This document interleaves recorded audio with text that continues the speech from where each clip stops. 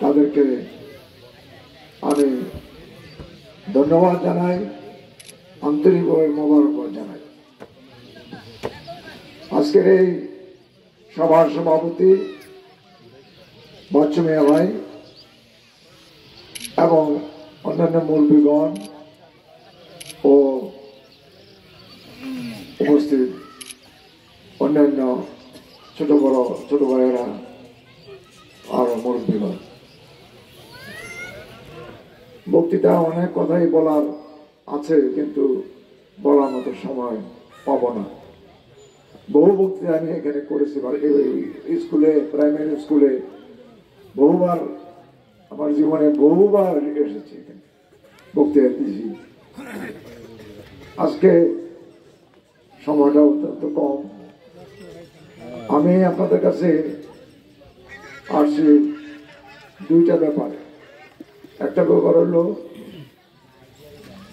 বিএনপির থেকে বারবার নির্বাচিত নেত্রী অবশ্যই দেশ নেত্রী এবং খালেদা জিয়া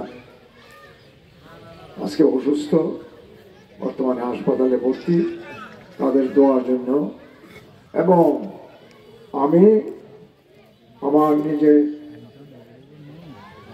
আসন্ন, আপনারা সবাই জানেন, জাতীয় সংসদ 13তম জাতীয় সংসদ নির্বাচন হবে ফেব্রুয়ারি মাসে, তারিখ দেওয়া আছে।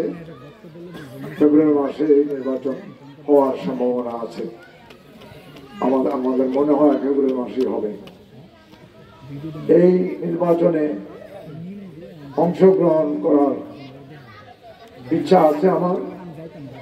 আপনারা যদি দোয়া করেন, আপনারা যদি সহযোগিতা করেন, তাহলে আমি এই নির্বাচনে অংশগ্রহণ করব।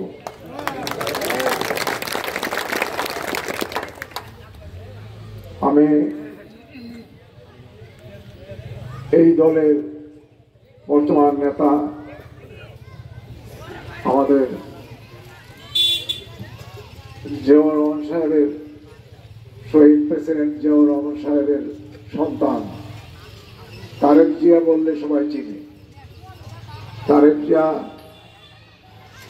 31 দফা বাস্তবায়ন করাই হলো আমাদের মূল লক্ষ্য। তারেক জিয়ার 31 দফা বাস্তবায়ন করা হলো আমাদের লক্ষ্য।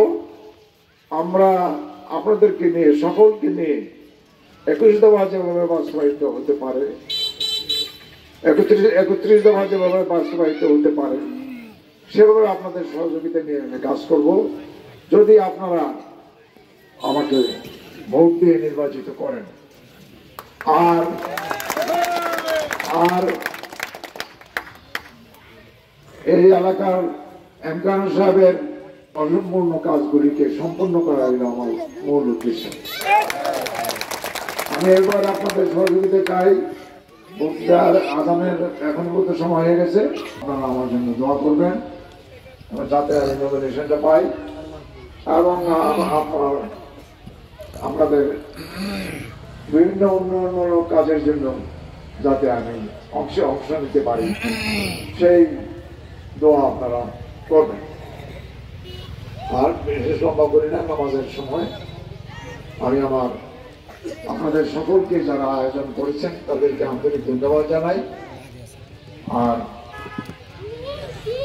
যারা আসতে পারেন নাই তাদেরকেও ধন্যবাদ জানাই। আপনাদের সকলকে ধন্যবাদ। আসসালামু আলাইকুম ওয়া রাহমাতুল্লাহি ওয়া বারাকাতুহু। নেতা আছে রে, ওই কোন নেতা? আরো জোরে এক তালে,